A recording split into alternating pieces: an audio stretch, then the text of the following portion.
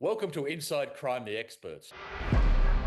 In this series, we'll bring you updates on what is making the news in the crime genre in Australia and around the world. Our experts will take you inside some of the most challenging crimes and mysteries. Many of these are unsolved. They're the stories of serial killers, murders, organised crime, disappearances, scams, frauds and heists, all part of the rich tapestry of crime. And now to our experts. Tim Watson-Munro is Australia's leading criminal psychologist. He's delved into the minds and crimes of some of the most notorious criminals in Australia and around the globe. Dr. Xanthi Mallett is a world-renowned criminologist and Associate Professor of Criminology at the University of Newcastle. And I'm Duncan McNabb. I started my life of crime as a detective in policing and in major criminal defence and later in the corporate sector before heading to the media as an investigative journalist, author and TV producer. First up, some news. The inquest into the 2014 disappearance of Australia's 3-year-old William Tyrrell has had yet another tranche of hearings. This time canvassing police theories about his disappearance, and those theories included a tragic accident and then an alleged cover-up by his foster mother. In spite of what sounds like painstaking police forensic investigations of potential crime scenes, not one iota of evidence has been recovered. The police theories remain just that, theories. The final hearings in this sad saga are scheduled for mid-December 2024, and a report from the coroner will no doubt be delivered later on sometime in 2025. In the UK, the homicidal Lord Lucan is back in the news thanks to a new 3-part BBC documentary series that aired to coincide with the 50th anniversary of the murder of the family's nanny, Sandra Rivett. Lord Lucan had mistaken her for his estranged wife. The documentary focuses on Sandra's son, Neil Berryman, who reckons that his lordship still at large is alive and well and living in Australia. Neil told me a few years ago that he tracked the Lord, who was then, he reckoned, living as an elderly gay Buddhist in Perth. More recently, the alleged Lord Lucan has relocated to Brisbane, apparently. Was Mr. Berryman's source for all this a bloke described in the media as a fantasist? In an upcoming episode, we'll dig deeper into the rumours, the investigations, the forensic science and obsessions around this compelling and bizarre case that's still making headlines 5 decades later. And now to our experts, and we'll be discussing the perils of dating apps. These are the apps that tantalise with the prospect of love, relationship, or just a quick good time. But there is a very dark side of cons, stalking, murder, even cannibalism, and some people with some even stranger habits. The Australian Institute of Criminology reported in late 2022 that, and I'll quote here, 1 in 3 survey respondents were subjected to in-person dating app facilitated sexual violence, perpetrated by someone they met in person after communicating on a dating app or website. This included sexual assault or coercion, reproductive and sexual health-related abuse, and in-person image-based sexual abuse. Now, with that disturbing situation in mind, let's go to our experts for a discussion. It's how do predators work? Dating apps is clearly another option for them. Some have described dating apps as the creepy superhighway. We get all sorts of variety of weird behaviour and people. I would know this after 40 years. Nothing surprises me in terms of human nature and what people are capable of in certain contexts. And I guess the other issue is what precautions can people take if they choose this modality to meet others? There's plenty of examples of this. One of the ones that struck me was the case of Kevin Bacon, who met somebody on a dating app. He was a college student, as I recall, and he met up with this person. He was never seen again. He was discovered sometime later, strapped up. He'd had his testicles removed, and the offender had eaten the testicles. And this type of case, by the way, is not unique or that uncommon in the global scheme of things. Yeah, he was the poor young bloke, I think it was just before Christmas some years ago in a quiet town in Michigan, on Grindr, hoping for true love. And he finds a very presentable looking bloke, middle-aged. He goes out to the house full of expectation, knocks on the front door, and I think literally within minutes, he was in the basement, dead, and the gentleman was chopping bits off to eat. An extraordinary story, and it took the family first noted something was wrong with Kevin when he didn't turn up for Christmas Day. The young bloke was utterly reliable, committed to his family. Mm. And they're scratching their heads wondering what happened to him. And a few days later, they finally worked out what had happened. From memory, they used technology with the assistance of the app to actually track where he'd gone. They knocked on the front door and realized they'd worked into a nightmare. Yeah, Uh, the guy let them into the house. He had a secret room. They all have secret rooms, of course, and they were confronted by a gruesome, horrendous sight. But he's not the only one, is he? There's others. And this is the problem with dating apps, though, isn't it? People are going to people's homes for these, dates or whatever. They're like an interaction, and people don't know where they are. They don't know who they're meeting. They don't know what their proclivities are. They're presenting one way online, very different in person. And we've heard a few of these stories where less serious things than that have happened, but it's not unusual. Dating apps are dangerous places. And dating apps are weaponized by stalkers. It's manna from heaven for them because they can adopt a fantasy persona. I've read about people claiming to be dentists, to be FBI agents, test pilots, and so on. And they then prey on the willing and the gullible. And once these people are in their clutches, even if they reject them, even if the red flags pop up, when they try and end even a brief relationship or encounter, they're potentially in danger in terms of being stalked. Yes, but I would imagine the sell on the app is also, it's the picture, it's the blurb that goes with it, it's that enticement. So that's uh, catfishing, to use a popular term, I suppose. You're enticed into it. You start on the app, I presume, with the best of intentions to actually find somebody for whatever purposes you have in mind.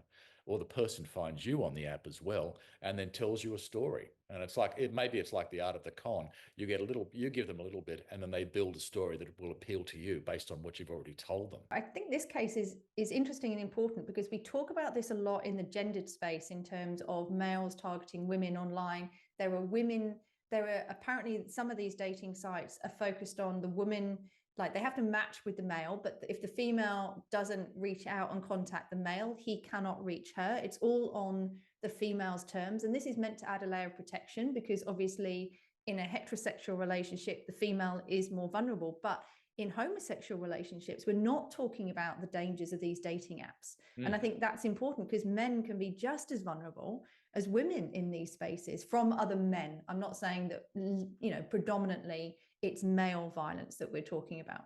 There's also been cases, as we know, of women catfishing men. Yes. Fatal consequences. Jamie Lee Dolegee.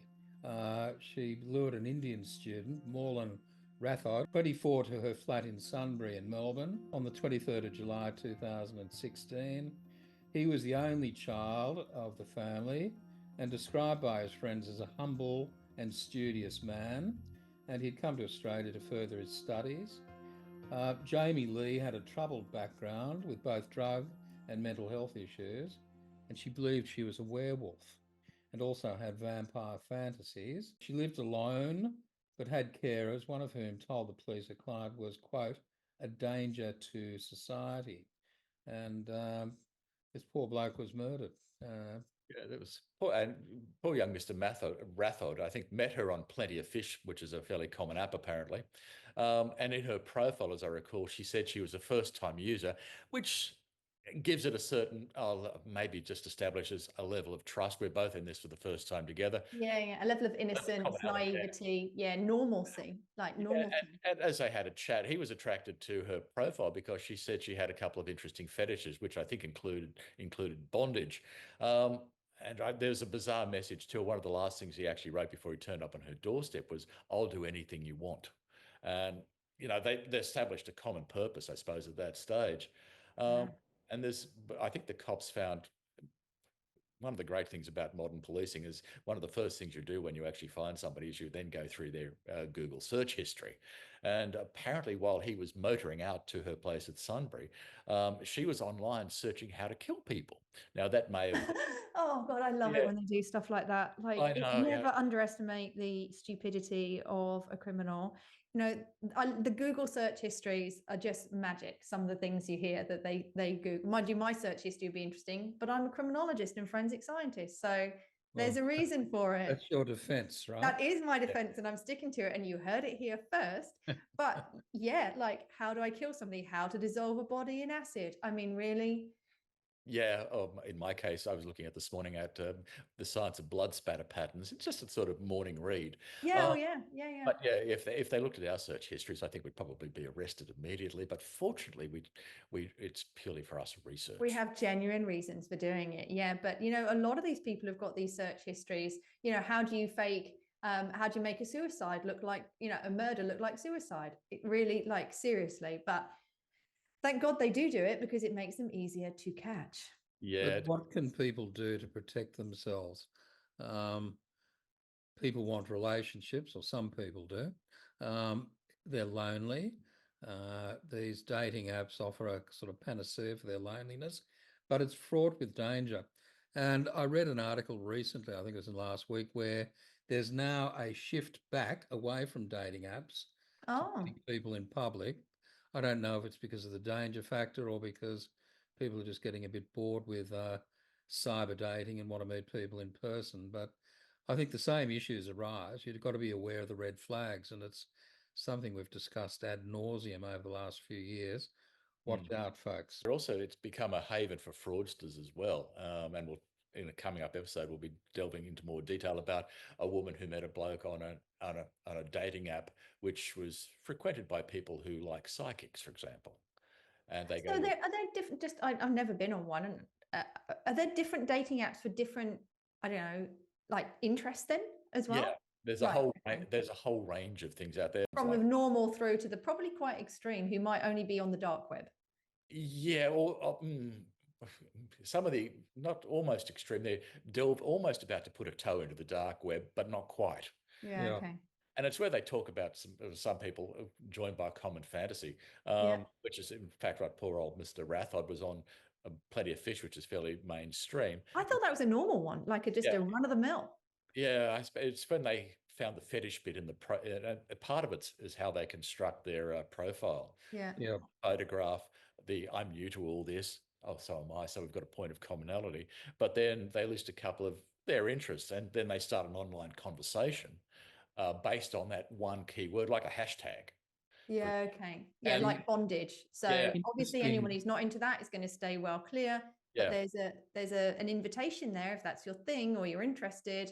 Yeah, get in touch. And I think Yeah. there are some sites who would then build on that and they will actually, let's take our business to a slightly more exclusive site where, and sometimes you've got to pay for an app. I understand some apps you have a subscription to. They just take you into that slightly more closed world.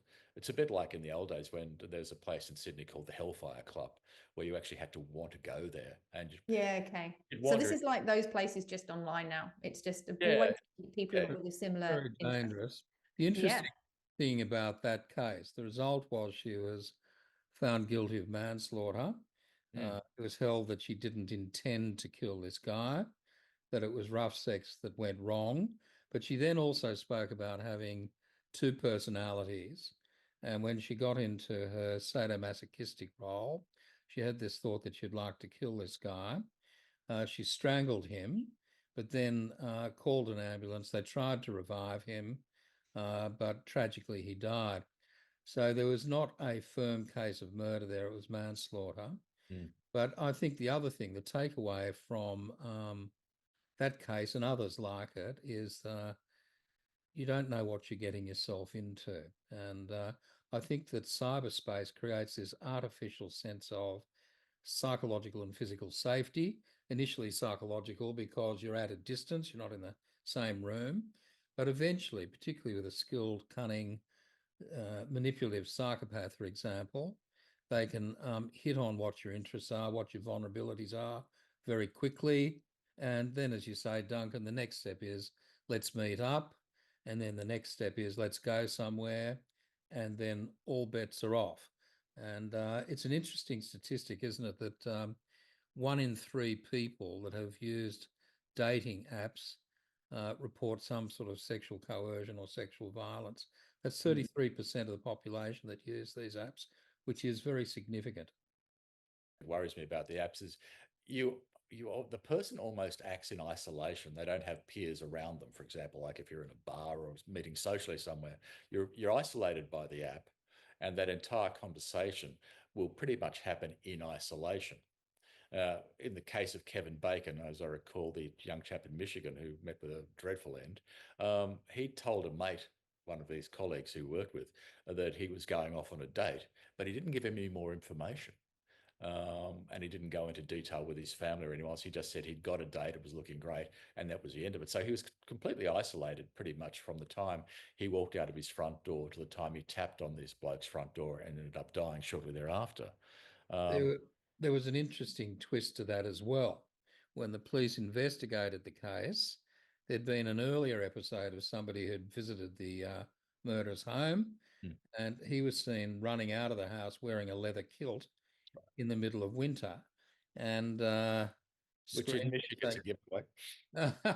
And again, that speaks to that gender difference. Like most women, if you speak to them now, when they're going on a date, they'll let people know where they are. They share their location with a friend or family so that they can see, you know, that they're at that bar or that restaurant. They're less likely, I think, to go to someone's home, you know, because they know it puts them at risk. But with a man, they don't feel that kind of threat the same way that women do. And it puts them in that vulnerable position that they don't even necessarily consider putting in, you know, boundaries and safety nets. This guy dodged a bullet, or more specifically, a blade. The curious thing is that he didn't press charges.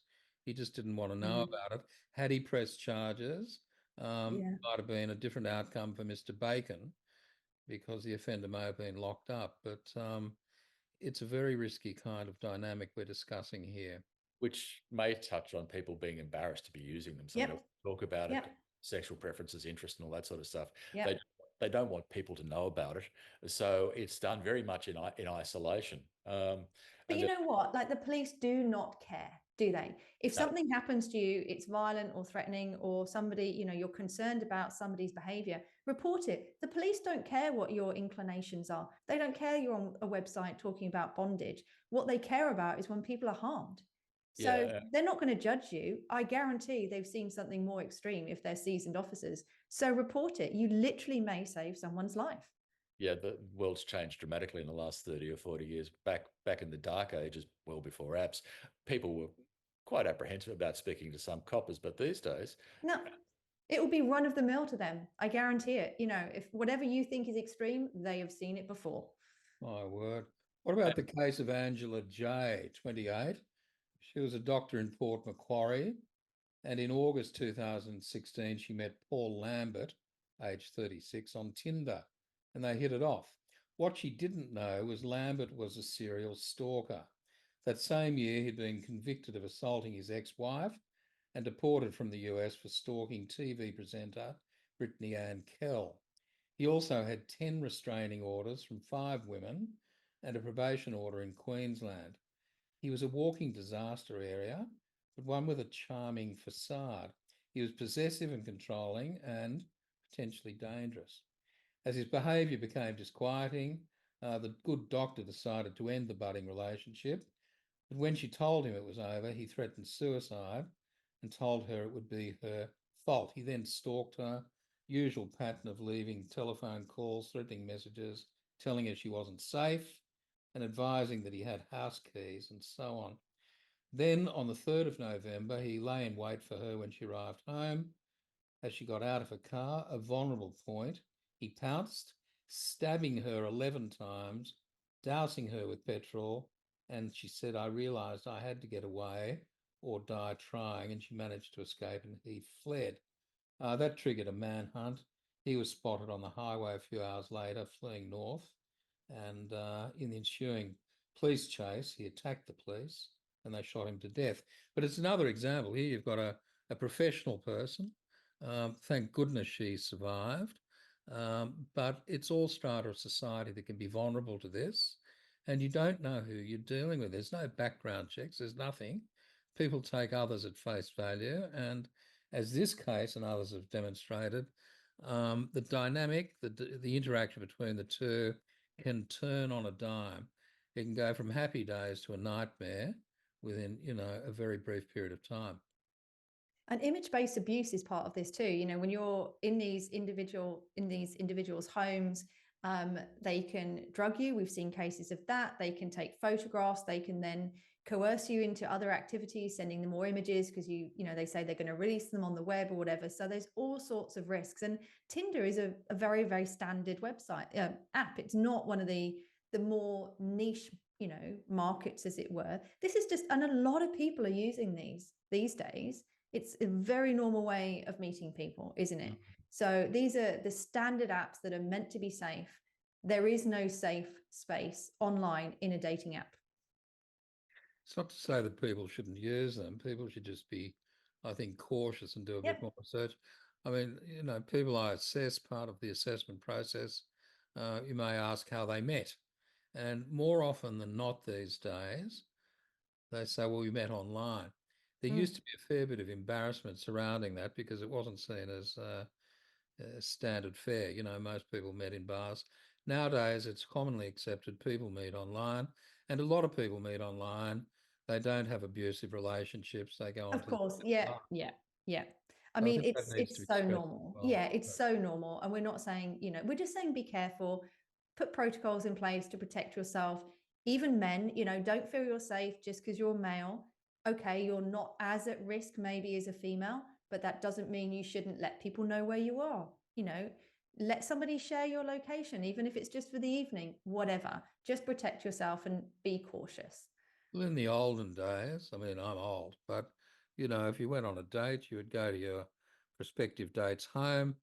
Back in teenage days, they lived at home. You would meet their parents, and that is a long time ago. But they would know who you were, and you would go out and you'd bring your date home and so on. All of that's now been anonymized. It's random. There's no sort of controls or boundaries surrounding it. And although most of the time you're probably safe, there's no guarantee that you will be safe. It's interesting you should mention that. And the other thing that always strikes me as fascinating in this too is it's also the level of frauds that people perpetrate on this line. And you see, there is in fact a dating app for older people that I'm aware of. There's one for celebrities apparently too. Is there? Yeah, apparently. Well, and you can understand why, because as soon as you're well known and you go on a dating app, you don't know that people are going to want to date you for you, right? So, you know, it may just be, you know, whoever you are, but oh, that's interesting, I want to meet them. So if you're also meeting other celebrities, it evens the playing field. So I get it. Yeah, but apparently, I've been told reliably. A friend of yours knows. A friend of mine told me reliably that it's and you know, and you get why that would be a thing. I'd be fascinated to see how you actually define celebrity and how you get a membership in that case. Would it be? I don't know. I don't know how you get in, but full of real estate salespersons. Oh, maybe. Yeah. How do we define celebrity these days? Yeah. I suppose if there's probably a fee, if you can pay the fee, you get in. But one of the things that always worries me about people who are perhaps very experienced or perhaps even inexperienced is the vulnerability to things like frauds, like love scams, and the amount of financial loss that you can suffer if you put in by these things. I mean, we've all still get I know I still get emails from people who are telling me that there's a fortune in Nigeria that I can help. Yeah. And if we don't multi-millionaire several times over, according to my emails. Similarly, there are some cases I've seen around too where people have been lured into these romance scams on a dating app, and as part of that, can you take a package for me overseas through customs? Oh my God! Good luck with that. Don't tell me they do that. Oh, they do it. Well, you know, it's that come and see me. There'll be a package, or that poor girl, that cocaine. A package full of drugs. Yeah. A couple of years ago, I pulled 20, 25 odd cases from around the world together just to have a look at them. And what struck me as being very unusual was the level of serious oddities amongst them, and in particular things like a reasonably high incidence of cannibalism. Now, I would have thought cannibalism, 1 in a million, but in the 20 or so odd cases of dating app disasters. Are we talking dating app murders? Yeah, the cannibalism. Dismemberments. Yeah, cannibalism was. Are we talking about murder and cannibalism with consent or without consent? The cases I looked at were murder and cannibalism without consent, but there is that famous case in Germany which is murder and cannibalism by consent. Mr. Yeah. News. The victim went to the house in full knowledge of what awaited, and he drank a cocktail of drugs and alcohol. His penis was severed. They flambéed it. They ate it. This is one of your favourite stories. I love the fact that and they flambéed it. Oh, So I think that's the epitome of low dining. but yes, there we I are. agree. No, but it's just a terrible case. And he then stabbed him in the neck. He died, and he was dismembered. Parts were kept in the fridge for future meals.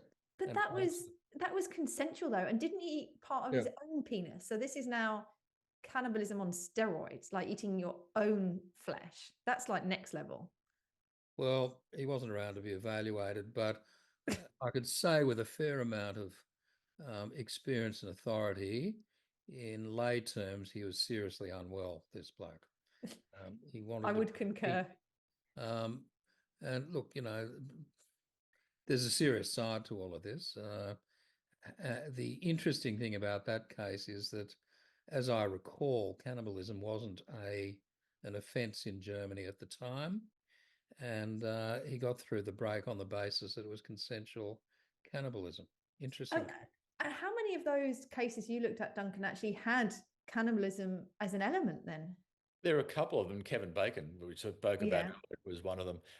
It just sort of popped up occasionally, and they're thinking, what bugged me was that the incidence of cannibalism and other unusual components of a murder was quite high in the 20 or so incidents I looked at, but across, crime more broadly, which is, the sort of thing criminologists do, is so rare, but in Yeah. each case is so concentrated.